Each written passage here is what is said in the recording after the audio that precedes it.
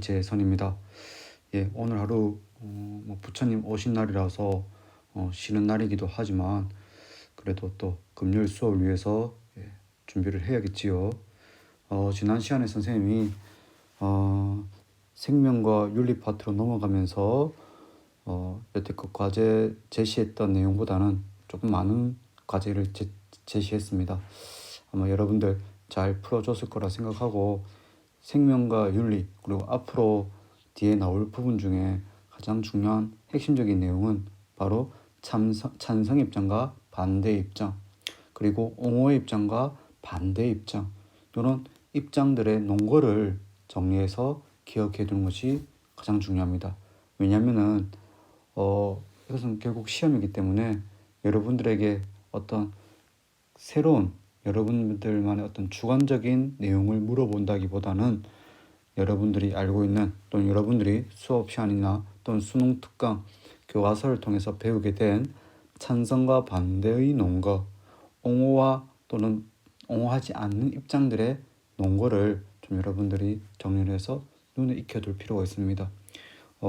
이러한 찬성과 반대 그리고 옹호와 비옹호의 논거는 생활윤리라는 과목이 처음 생겨난 2013, 2014년 때부터 꾸준히 이어지고 있습니다.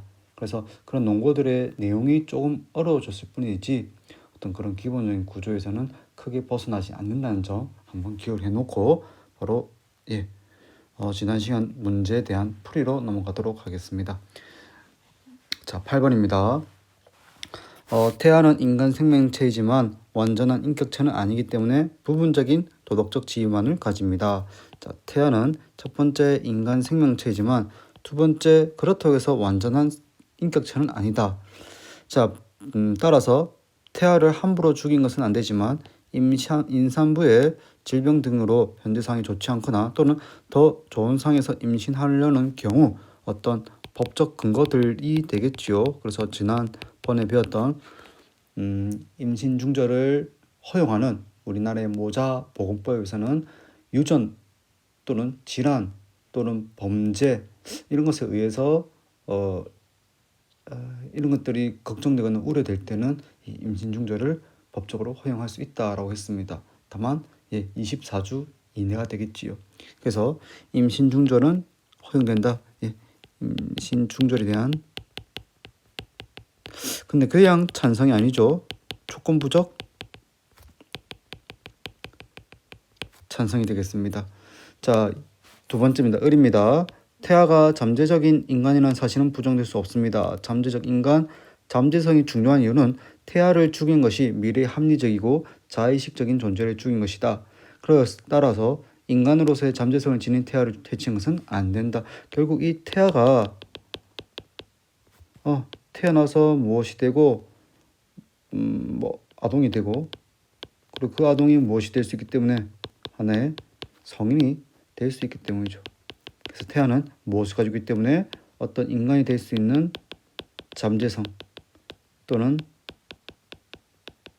가능성을 가지고 있기 때문에 임신 중절을 해서는 된다 안 된다? 임신 중절을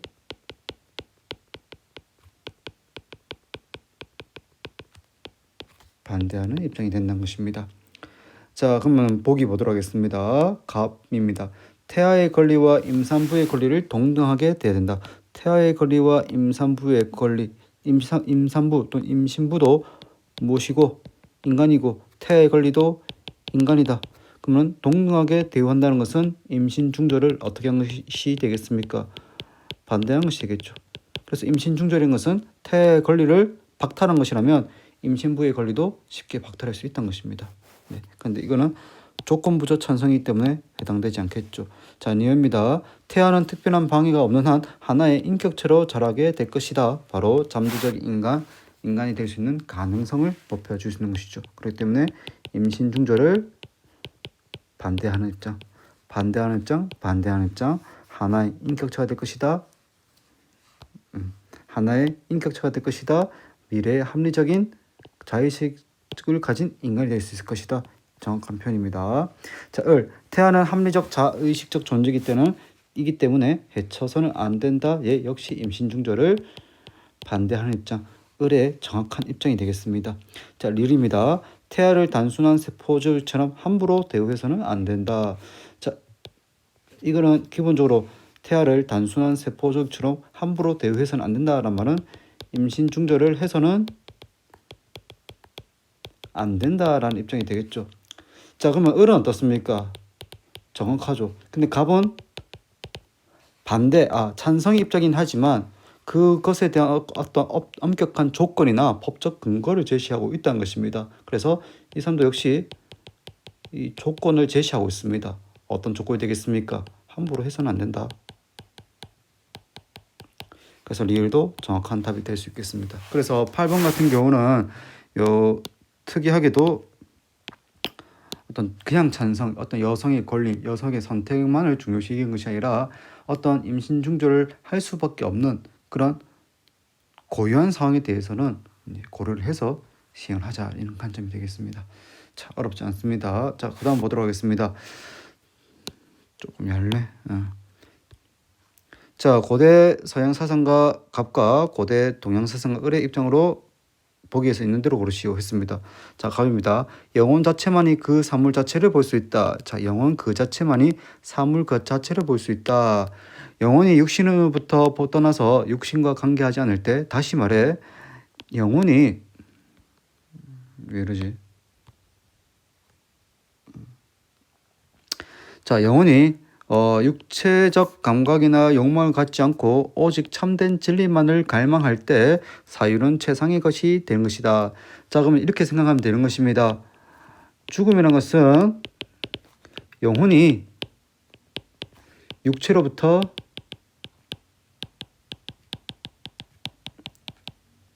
자유로운 것이 되겠습니까? 그러면 죽음에 대해서 긍정적으로 보고 있습니까? 부정적으로 보고 있습니까?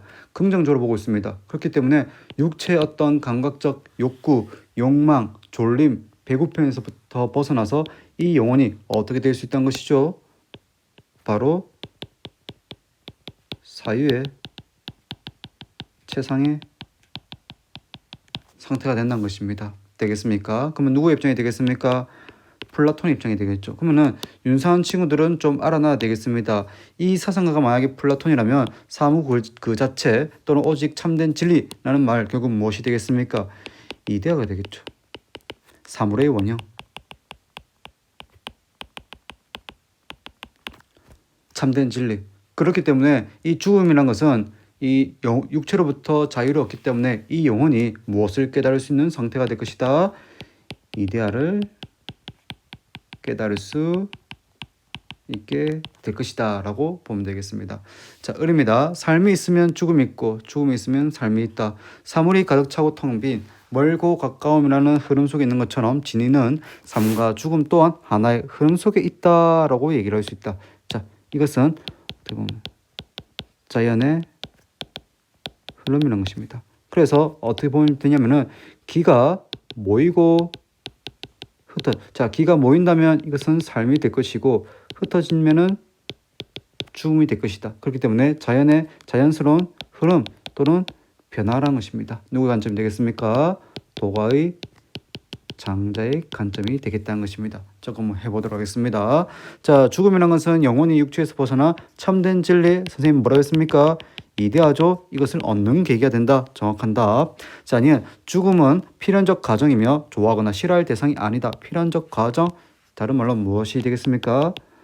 자연의 자연스러운 현상이라는 것입니다. 되겠습니까? 필연적이다. 자연스럽게 반드시 일어나게 될 일이다 라는 것이죠. 자, 디귿입니다. 죽음의 두름에서 벗어나기 위해 분별적 지혜가 필요하다. 자, 분별적 지혜라는 것은 무엇이 되겠습니까? 구분짓고 이 구분 또는 분별해서 무엇이 옳고 그르고 무엇이 선하고 악하고 무엇이 좋고 나쁘고를 분별한 것입니다.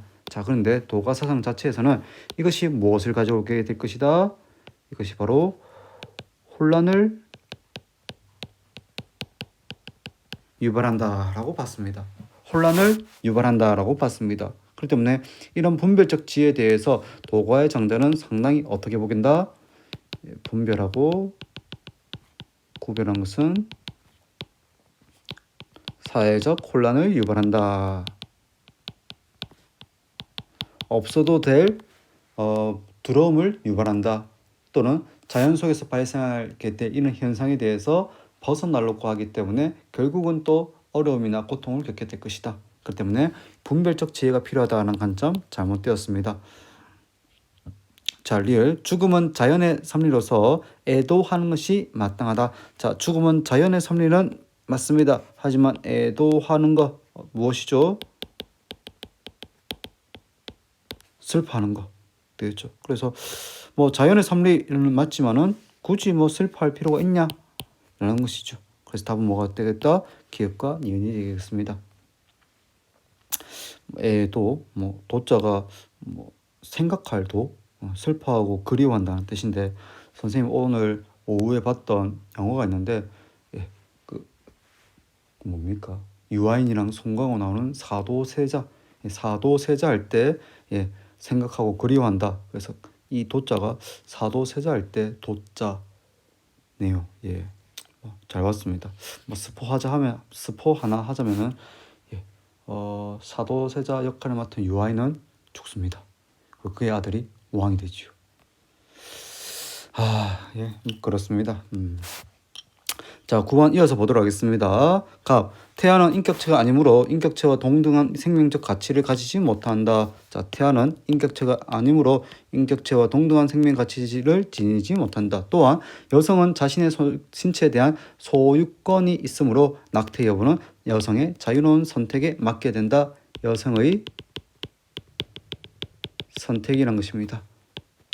소유권이나 또는 자유롭게 자신의 어떤 신체를 이렇게 할 수 있는 부분에 대해서는 허용해야 된다는 것입니다. 그래서 이것은 무슨 입장이 되겠습니까?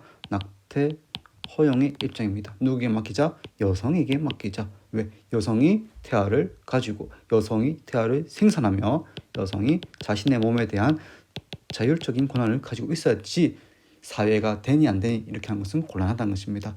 자, 을 보도록 하겠습니다. 태아는 수정된 순간부터 인간과 동일한 지위를 가진다. 모든 인간의 생명은 존엄하며 인간도 역다. 태아도 역시 생명이 있는 인간이기 때문에 낙태는 금지돼야 된다. 무슨 입장이 되겠습니까?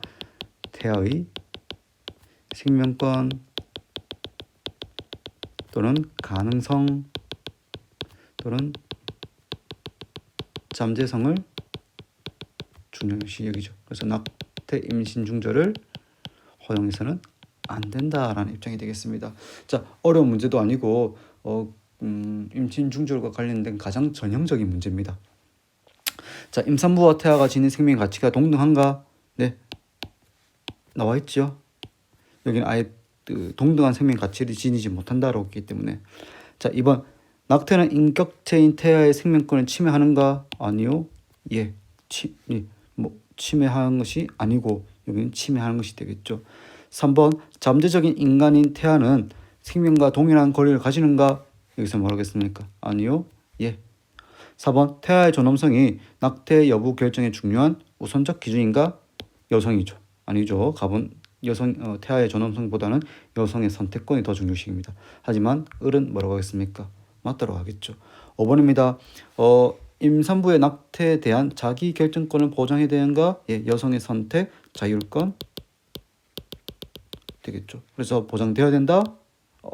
그거보다는 태아의 어떤 존엄성이나 가능성을 더 중요시하게 된다. 그래서 답은 뭐가 되겠습니까? 찾아볼까? 2번이 되겠네요. 문제가 꽤 많지요. 자, 3번 동일한 내용입니다. 자, 원치 않는 임신을 한 여성의 낙태는 허용돼야 된다.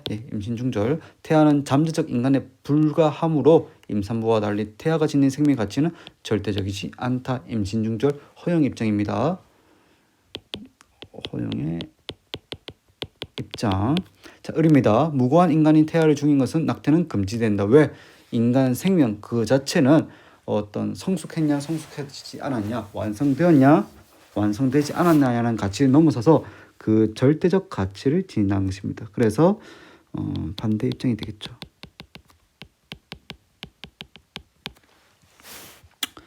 자, 1번입니다. 갑은 태아와 임신부의 생명은 동등한 가치를 지니지 않는다고 본다. 맞죠. 갑은 동등한 가치를 가지지 않기 때문에 반대 입장, 허용해도 된다라고 보게 되겠죠. 동등한 가치를 갖지 않기 때문에 임신 중절을 허용해야 된다. 자, 2번 임신 중단에 대한 여성의 선택권을 보장해야 된다. 여성의 선택권을 보장한 것은 누구의 입장에 가깝겠습니까? 갑의 입장에 가깝습니다. 그래서 틀렸습니다. 3번 갑은 을과 달리 태아를 존엄성을 지닌 인간으로 본다. 태아를 존엄성을 지닌 인간으로 본다는 것은 누구의 입장입니까? 을의 입장이죠. 그래서 이것도 틀렸네요.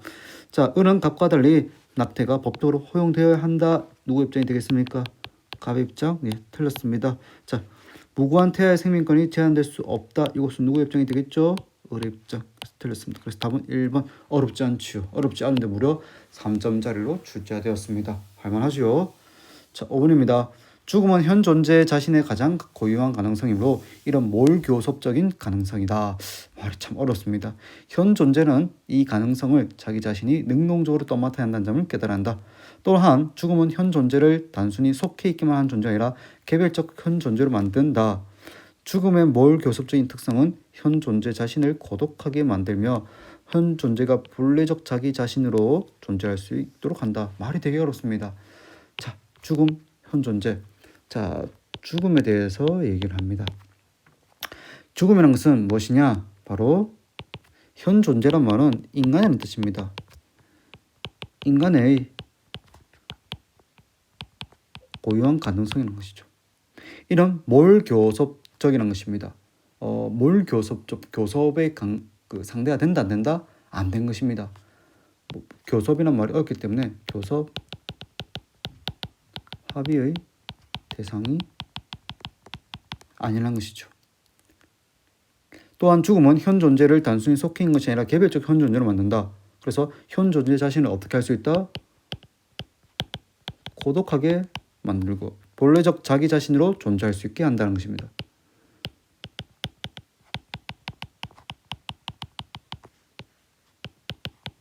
자, 이게 누구 입장이냐면은 바로 실존주의의 하이데거라는 사람 입장입니다. 자, 실존주의의 하이데거라는 사람이 이 말을 상당히 어렵게 했는데 결국 무슨 말이냐면은 인간은 어떻게 할 수밖에 없는 존재다, 죽을 수밖에 없는 존재다라는 것입니다. 자, 그럼 이것을 쉽게 예를 들면 이렇게 들어보도록 하겠습니다. 빛과 어둠이 있습니다. 자, 밤에 여러분들이 공부를 하려고 합니다. 공부를 하고 싶은데 자, 빛이 없다면 무엇이 있다면 빛이 있다면은 좋을 텐데 어떤 상황 속에서 어둠의 상황 속에서 되겠습니까? 자, 또는 등교하지 않음. 자, 여러분들 대부분 1, 2학년 때 어떻습니까? 학교를 가야 해. 복귀하는 일요일, 복귀해야 되는 일요일 점심 먹고 있으면 학교는 들어가야 되는데 솔직한 마음은 무엇입니까? 학교 가기 싫은데. 왜? 학교로 가야 되기 때문에. 학교가 늘 가야 되는 것이고 가서 공부를 해야 되는 것이고 또 집에 올 수 없는 상황이라면 학교 가기 싫어. 근데 거꾸로 지금 어떻습니까? 3월 입학을 하고 계약을 하고 등교를 해야 되는 시점에서 코로나19 때문에 2달 동안 지금 계약이 연기되어져 있고 언제 계약할지도 모르는 상황입니다. 그럼 여러분들 어떤 마음이 듭니까? 학교 가고 싶다. 1학년, 2학년도 마찬가지라는 것입니다. 즉 학교를 가지 못하니까 어떻습니까? 학교로 가보고 싶다라는 생각이 드는 거죠. 친구를 만나지 못하니까 얼른 학교 와서 친구랑 공부하고 싶다. 학교 집에서 이렇게 갇혀서 공부해야 되니까 빨리 학교 가서 공부하고 싶다. 삶과 죽음의 관계도 마찬가지라는 것입니다. 살아있을 때는 이 삶이 어떻습니까? 넉넉하죠. 여유롭습니다. 오늘 내가 당장 뭘 하지 않더라도 내일 열심히 하면 되는 것입니다. 되겠죠? 오늘 어제 저녁에 내가 오늘은 뭐 해야지 했지만은 오늘 그거 하지 못하면 어떻습니까? 내가 왜 그걸 하지 못했지? 라는 생각보다는 내일 하면 되지. 그런데 내가 무엇에 직면했습니까? 죽음에 직면했습니다. 죽음에 직면했다면 나는 어떻게 하고 싶습니까? 내가 살아있을 때 이것을 다 하지 못한 것에 대해서 후회를 하게 된다는 것입니다. 그러므로 이 실존주의 하이데거가 얘기한 내용은 바로 무엇이냐? 죽음이 있기 때문에 삶이 더 빛날 수 있고 가치가 있을 수 있다는 것입니다. 되겠습니까? 자, 그럼 보기 보도록 하겠습니다. 이거는 실존주의 입장입니다. 자, 1번. 죽음을 직시함으로써 보다 의미 있는 삶을 살 수 있다. 예, 실존주의의 핵심적인 내용입니다. 즉, 학교를 가지 않으니까 학교 가서 급식 먹고 자습실에서 공부하고 기숙사에서 친구들과 속닥속닥 거리는 게 얼마나 재밌는지 지금쯤 느껴진다는 것이죠. 되겠습니까? 기억 중요한 표현입니다. 하이데거 실존주의 죽음관입니다. 자, 니은 죽음 이후에야 인간은 자신의 고유성을 회복할 수 있다. 예, 그렇지는 않습니다. 죽음에 대해서 직시함으로써 보다 의미 있는 삶을 살 수 있고 자신의 고유성을 회복할 수 있다는 것입니다. 죽고 나서 할 수 있는 것은 없는 거죠. 자, 죽음에 대한 참된 인식은 실존에 대한 자각으로 이어진다. 내가 살아있구나 라는 것을 깨달을 수 있다는 것이죠. 다 관련된 말입니다. 자, 죽음은 인간의 개별성을 해침으로 두려움의 대상이 된다. 두려움의 대상에 대해서는 얘기하지 않습니다. 그래서 답이 될 수 있는 것이 바로 기읍과 디귿이 되겠네요. 어렵지 않죠?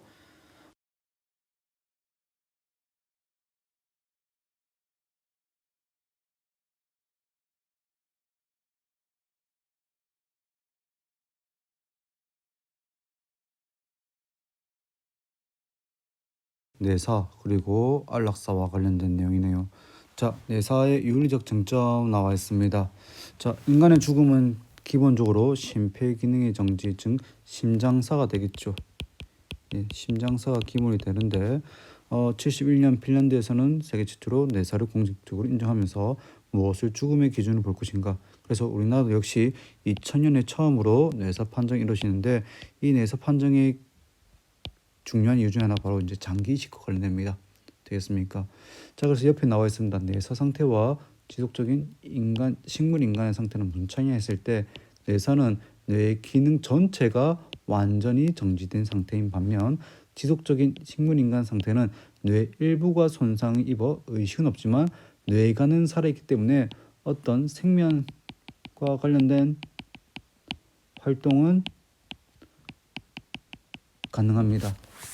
생명과 관련된 활동은 가능하지만 반면 뇌세 상태란 것은 모든 뇌 기능이 마비가 된 상태라서 더 이상 생존의 가능성이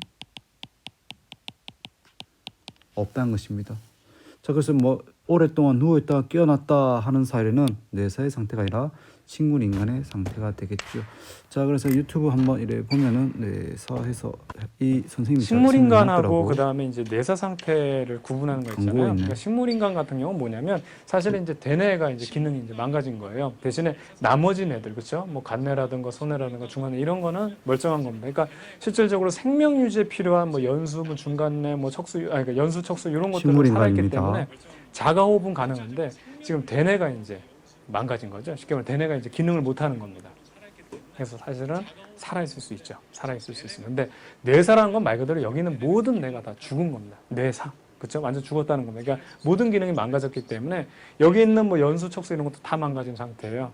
그래서 척수가 아니고 연수, 소원의 중간뇌 이런 것들 그렇기 때문에 호흡도 못 합니다. 그러니까 이 호흡기 있잖아요. 우리 병원에 있는 호흡기 이거 떼는 순간 그 사람은 이제 사망하게 되는 거죠. 그러니까 뇌사인 분들은 쉽게 말해서 깨어날 수 있는 가능성이 굉장히 이제 희박하죠. 사실 식물인간 같은 경우는 이제 요거는 돼 있기 때문에 이제 자가 호흡도 할 수 있고 살아는 있지만 이제 대뇌가 가끔 다시 정상으로 돌아와서 몇 년 만에 뭐 몇십 년 만에 깨어났다 뭐 이제 이런 뭐 뉴스 같은 경우가 나오는 경우가 있잖아요. 내사 같은 경우는 이제 그렇지 않습니다. 근데 이제 과학적으로 이제 이렇게 돼 있는데 실질적으로 내사가 그러면 사람이 정말로 죽은 거냐 살은 거냐 해가지고 이제 뭐 우리가 뭐 여러 가지 문제 논쟁이 될 수 있는 부분이 있잖아요. 어떤 윤리적인 부분 이제 그런 부분이 있으니까 그런 것도 여러분 참고로 좀 알아두면 될 것 같습니다. 논쟁이 될 수 있는 부분이 있잖아요. 어떤 윤리적인 부분 이제 그런 부분이 있으니까 그런 것도 여러분 참고로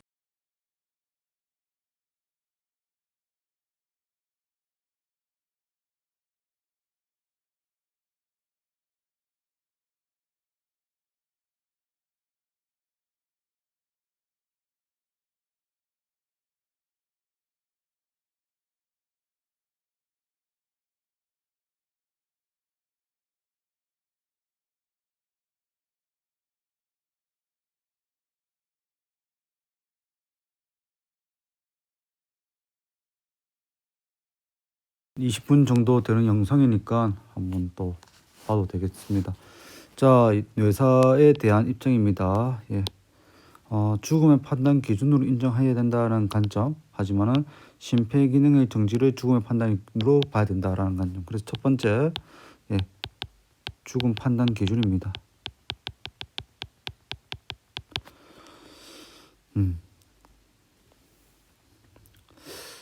그래서 뇌사를 죽음을 인정하는 입장에서는 뇌의 기능이 정지된다면은 어떤 인간의 자체 고유한 활동이나 또는 생명 활동이 불가능해지고, 그리고 중요한 것 중 하나가 바로 장기를 이식할 수 있다는 점을 근거로 제시합니다.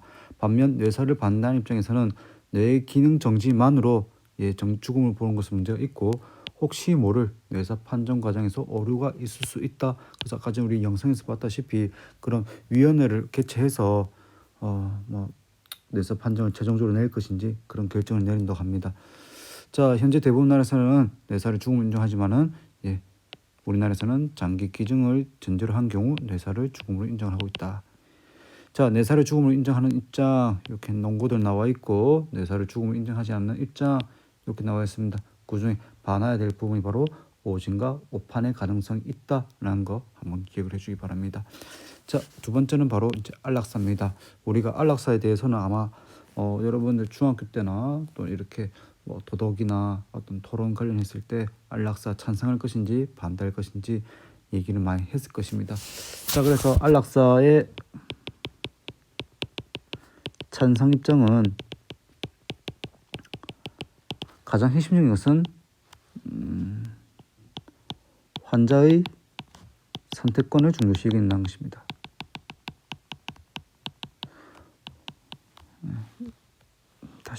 다시 지우고 가겠습니다.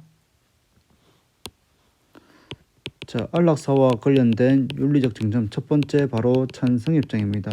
찬성 입장에서 가장 핵심적인 내용은 결국은 바로 뭐라고 해야 됩니까? 환자의 선택권을 중요시 여긴다는 것입니다. 그렇기 때문에 환자가 무엇을 요구할 수도 있는 반면 치료를 요구할 수 있는 권리가 있다면 결국 환자가 연병치료나 살기 위한 지속적인 이런 생명 보존 장치들을 요구를 치료를 거부할 수 있는 권리도 있다는 것이죠. 되겠죠. 환자가 치료를 거부할 수 있는 권리도 있다는 것입니다. 되겠죠. 자, 계속 보도록 하겠습니다. 자, 이어서 나온 부분이 바로 이 부분입니다. 계속 좀 얇네. 안락사의 관점을 통해서 적극적 안락사와 소극적 안락사가 있는데, 사실 적극적 안락사 같은 경우는 유럽 지역 또는 미국의 일부 지역이 되겠죠. 소극적 안락사 같은 경우는 연명치료,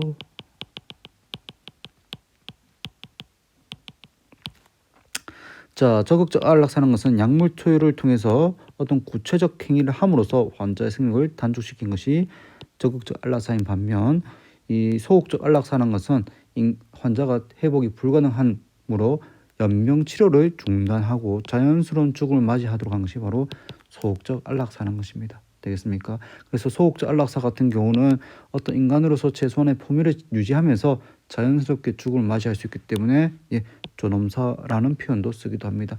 자, 그래서 위에 다시 올라가서 이 안락사를 반대하는 입장은 결국 이겁니다. 무엇 때문이죠? 인간 존엄성입니다. 어떻게 보면은 살아있는 사람에게 약물을 투여함으로써 사망에 이르게 한다든가, 또는 그 사람이 치료받을 수 있는 기회가 있음에도 불구하고 받지 않게 함으로써 죽음에 이르게 한 것, 모두 한쪽 편 입장에서는 인간 존엄성을 훼손한다라는 판단이 있고, 또 하나 입장이 의료기술의 발전입니다. 지금은 당장 치유할 수 없는 불치병이 시간이 지나고 기술의 발전에 의해서 치료가 가능할 수도 있다는 것이죠. 되겠습니까?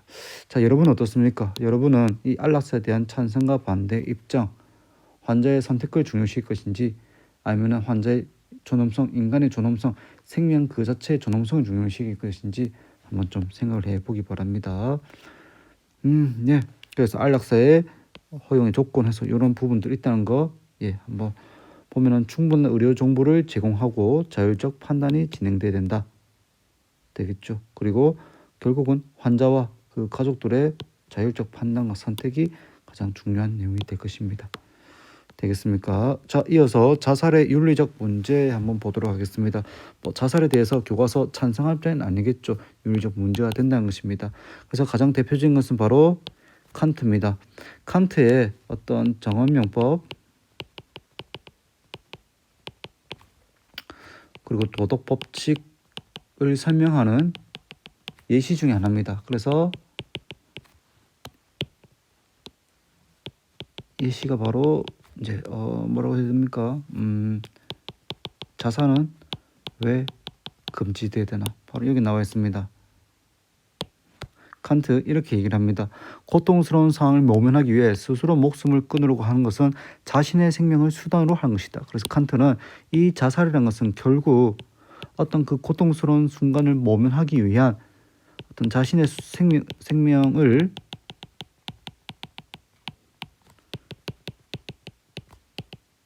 수단화하는 것이다 라고 합니다.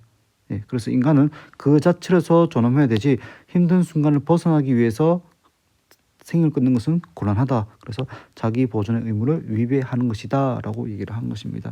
그리고 밑에도 나와 있습니다. 자살죄에 대하여 자살은 불행한 삶 또는 수치스러운 죄를 피하는 방법이다.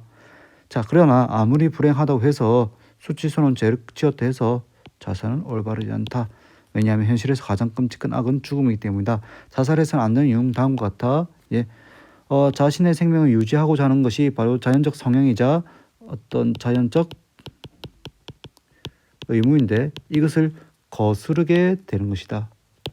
둘째, 모든 사람은 공동체의 한 부분인데 자살을 한다는 것은 그 주변의 사람들에게 크나큰 고통을 주기 때문에 공동체를 훼손한 것과 마찬가지다. 자, 그리고 세 번째, 생명을 중요한 것은 삶과 죽음이라는 것은 신의 영역인데 그 신의 뜻을 거스르는 행동과도 같다라는 것입니다. 되겠죠? 이거 역시 누구의 입장이나 아퀴나스의 입장입니다. 그래서 이것은 자연법 사상에서도 역시 자살은 금지되어야 되는 거죠. 자, 그래서 아퀴나스 그리고 칸트의 관점 바로 무엇입니까? 의문론의 관점이죠. 의문론의 관점에서는 자살은 옳지 않다. 아퀴나스는 자신의 생명을 보존하고자 하는 자연 상황을 거스르기 때문이다. 칸트 자신의 생명을 수단으로 여기기 때문이다 라는 것입니다. 계속해서 죽음과 관련된 내용을 하다 보니까 조금 가라앉는 느낌도 있고 한데, 자, 오늘 수업은 여기까지 하고 선생님 또 내사 그리고 안락사 그리고 자살과 관련된 문제 또 찾아서 올려놓도록 하겠습니다. 과제 작성한 후에 제출하기 꼭 하고 해주기 바랍니다. 또 벌써 주말입니다. 주말.